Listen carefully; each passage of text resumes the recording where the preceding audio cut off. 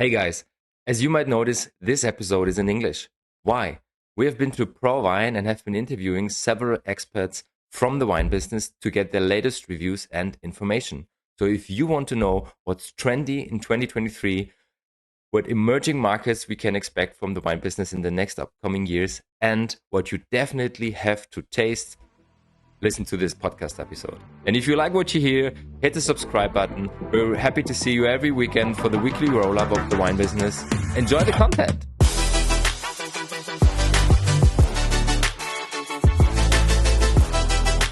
The next interview is with Maryna Calow, Communications Manager at Wines of South Africa.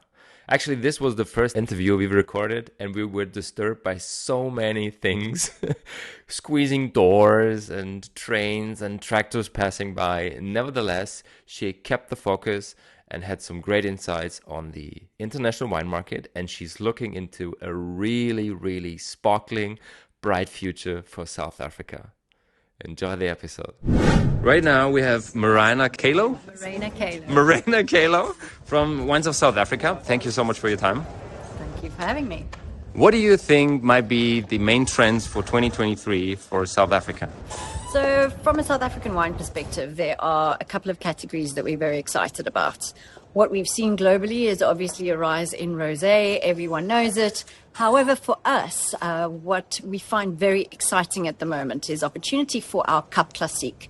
That is our bottle fermented sparkling wine made in the same method traditionnel that you would find French champagne made in, but Cap Classique is a category that we feel competes incredibly well internationally in terms of quality as well as price. We're seeing our exports and our production figures growing extensively, and that's a really very exciting category for us. Okay. What about low alcohol or no alcoholic wines? No is definitely growing, but it's growing very slowly. And I think at the moment there's a lot of hype around it, but is it really going to blow everything out of the water? I don't really know, to be honest with you. Remember, if we see a trend in something like that, the trend is from a very low base. So it's always going to look exponential up to a point. I think it will reach a saturation point. I think if you're looking at a lower alcohol wine, then maybe within the 11 to 12% bracket. But I think that kind of 9 or sub 9% bracket, we're going to have to wait and see. I think there's a lot of work that still needs to be done in that category in terms of ensuring that the flavor is where it should be. And, wine is a gastronomical kind of product. And if the flavor isn't on that level, then I think there's still a lot of work to be done. Yeah. So a trend to watch for the future. What do you see as an emerging wine market in the next, let's say, 5 years? So the emerging wine market that excites me most at the moment for South Africa is Africa. That continent has many, many opportunities for growth, but it's a continent that's pretty much untapped. Traditionally, they're non-wine drinking, and through education, I think we can really open a lot of doors to the African market and really see the progress as we go along. So Africa, for me, from a Wines of South Africa perspective, personally, I really get excited about the wines that we're seeing being made in England.